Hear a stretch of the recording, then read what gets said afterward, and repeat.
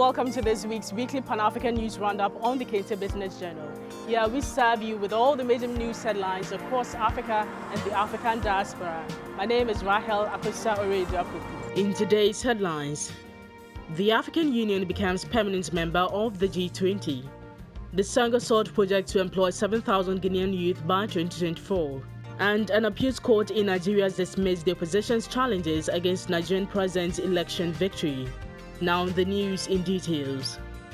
The African Union has formally taken its seat as a new member of the G20 group of leading economies. The announcement was made by Indian Prime Minister Narendra Modi at the Bloc Summit in New Delhi on Saturday. The African Union's previous designation was Invited International Organization. There was widespread support, however, for adding the AU to the G20, making it the second regional bloc to become a permanent member after the European Union. An appeals court in Nigeria on Wednesday rejected petitions filed by the opposition challenging the legitimacy of President Bola Tinubu's victory in the February election after ruling that the political parties were not able to prove their cases. Three opposing parties challenged the election results, which they said was illegally announced, and argued that Tinubu was not qualified to run for president because he was a citizen of Guinea and allegedly did not have the required academic credentials. The opposition, which had hinted a possible protest if the court upheld Tinubu's election, rejected the court ruling but not immediately say if they will appeal it. However, verdicts can be appealed at Nigeria's Supreme Court within 60 days. The Sango Sword project by the Electrochem Ghana Limited in Ghana is expected to create employment opportunities for over 7,000 young Guineans by the year 2024 when it reaches full operational capacity. In the initial phase of the project, 3,000 individuals have already been employed, with plans to engage an additional 4,000 workers in 2024. This was disclosed by the Chief Executive Officer of the Magdan Group, Dr. Daniel Macaulay, during the commissioning of Electrochem salt mine and processing plant at Ada in the Greater Accra region. Currently, he said, they were producing 650,000 metric tons of salt and would move to 1 million metric tons next year and 2 million by 2025, hoping to make the country the hub for salt production in Africa. The President Nana Dankwa Akufo-Addo commended Dr. Macaulay and Electrochem for harnessing the full potential of the Sango Lagoon. The Central Africa's mediator for Gabon and the country's new military ruler have agreed to draw up a roadmap for restoring democratic rule following a coup last week.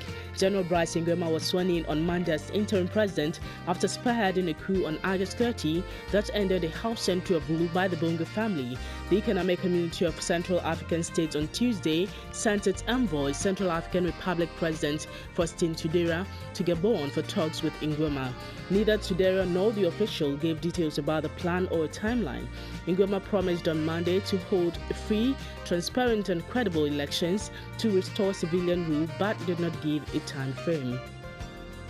A Nigerian company, UGT Investment Limited, on Saturday signed an MOU with Ghanaian conglomerate Josephine Group of Companies to boost food production since Nigeria banned the importation of rice in nearly a decade. The MOU signed by the two entities at the Ghana High Commission in Abuja was centered on boosting rice farming, wheat, soya beans, yellow corn and sunflower production, among others. The MOU was signed under the supervision of Alhaji Bello Gurunyo, Minister of State for Water Resources and Sanitation, and Mr. Edison Agbenyega, the Ghana Deputy High Commissioner to Nigeria. The President of Ghana, Nana Dankwa Akufo-Addo, has officially announced a significant increase in the price of cocoa beans, raising it from 800 to 1,308 Ghana cedis per bag for the upcoming cocoa season. During the opening of the 2023-2024 cocoa season in the Ashanti region, President Akufo-Addo revealed that this adjustment marks the highest increase in West Africa within the past 15 years. This price increment responds to the persistent pleas from cocoa farmers who have voiced concerns about smuggling activities and the illegal occupation of their lands by miners. According to the Ghana Cocoa Board, 150,000 metric tons of cocoa have been smuggled out of Ghana this year alone. Additionally, the Minister of Agriculture, Brian Echampon, has affirmed his commitment to tackling the issue of cocoa smuggling head-on. Mali has passed a new mining code allowing the state to take up to 30% stakes in new mineral projects. Mali is one of Africa's leading gold producers, and its mining sector is dominated by foreign companies, including the Canadian firms Barrick Gold and B2Gold, Australia's Resolute Mining, and the British Hummingbird Resources.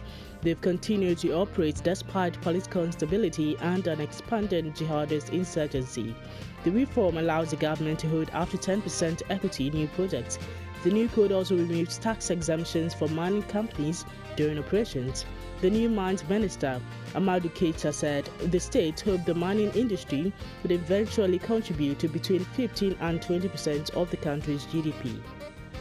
And that will be all for this week's weekly Pan-African News Roundup on the Kente Business Journal. Kindly subscribe to our YouTube channel and click on the notification bell to stay updated always. You can also follow us on our social media platforms. Catch you next weekend. Thank you. Thank you very much for watching this video.